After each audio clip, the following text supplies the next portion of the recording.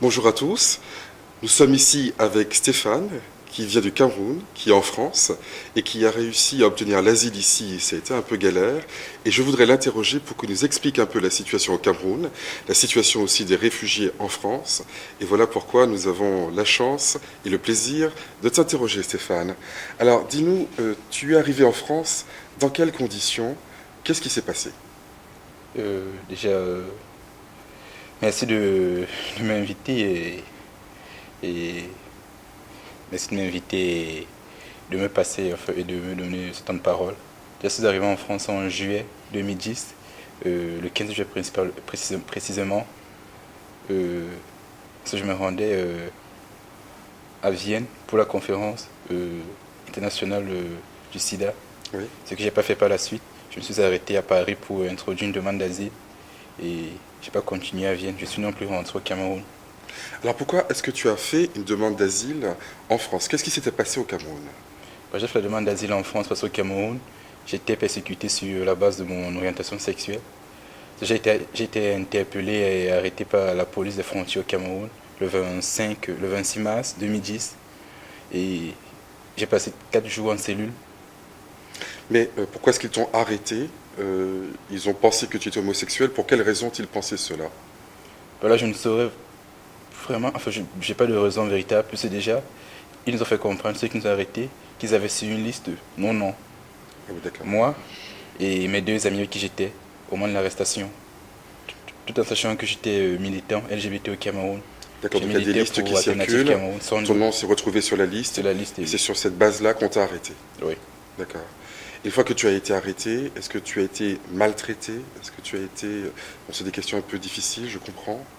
Ouais, je dirais que j'ai vraiment été maltraité parce que j'avais été opéré 2 semaines avant l'arrestation et quand ils m'ont arrêté, ils m'ont contraint d'avouer que j'avais entretenu des relations sexuelles avec mon ami australien, ce que j'ai refusé. Et pour m'obliger à avouer ces faits, ils m'ont privé de mes pansements et de mes médicaments. D'une part et d'autre part, ils m'ont privé de... Enfin, ils m'ont empêché de contacter mon avocate, Maître Alice, en récupérant mon téléphone qu'ils ont fermé. Alors, Maître Alice Sencom, que nous connaissons bien, elle a pu te défendre malgré tout. Comment ça s'est passé avec elle? Donc elle a été informée le samedi et ne pouvant pas intervenir le dimanche, elle a adressé un courrier au procureur de la République le lundi 29 mars, dans lequel elle lui a fait part de l'arrestation arbitraire et du fait que j'ai été privé de mes soins et de médicaments pendant 4 journées.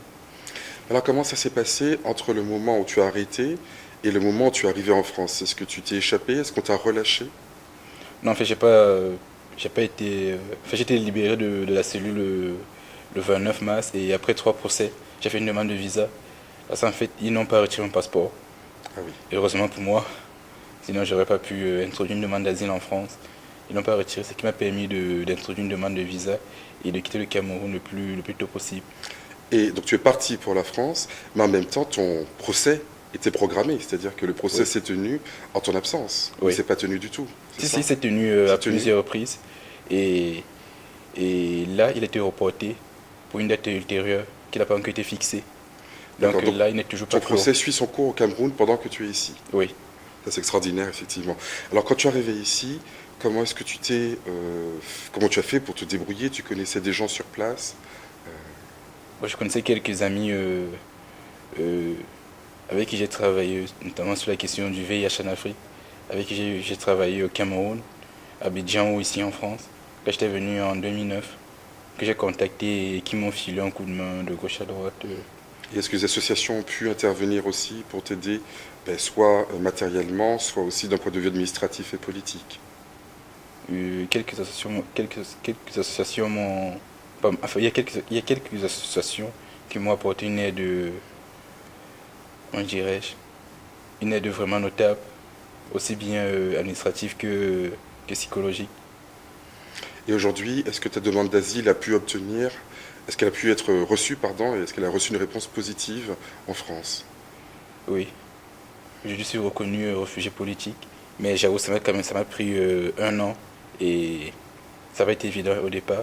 Vu que j'ai passé 6 mois en Dublin 2. D'accord. Donc ça n'a pas été évident. D'accord, donc là, tu as galéré un peu de manière administrative, mais maximum. aujourd'hui, ta situation est régularisée, tu as l'asile, là, c'est Oui, ça. oui, effectivement. Alors, peut-être une ou deux dernières questions. Quel serait le message que tu proposerais, que tu porterais à ceux qui continuent à se battre là-bas au Cameroun? Je leur dirais que, enfin, je leur dirais de ne pas baisser les bras, que même sous d'autres cieux, je continue toujours à militer et que je militerai toujours avec eux. Parce que la cause LGBT, c'est un peu ma vie. Et alors, deuxième question, mais qui est un peu la même question. Mhm. Quel est le message que toi, tu voudrais adresser aux gens qui sont ici en France, qui ne connaissent pas forcément toutes ces questions? Quel message voudrais-tu leur adresser? Bon, je vais déjà leur faire comprendre qu'ils ont la chance que leurs aînés aient pu militer par le passé pour leur permettre d'avoir les droits qu'ils ont aujourd'hui.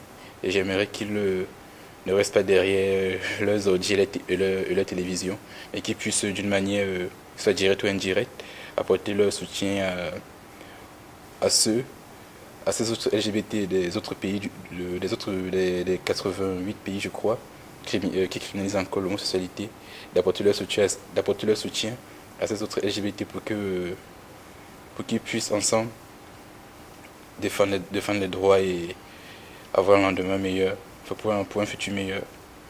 Bon, ben, je crois que le message est clair, c'est un message de solidarité. Merci Stéphane, en tout cas, d'être avec nous, d'avoir expliqué la situation. Et grâce à ce message d'espoir, on pourra tous avancer. Merci. Au Merci revoir. aussi. Au revoir.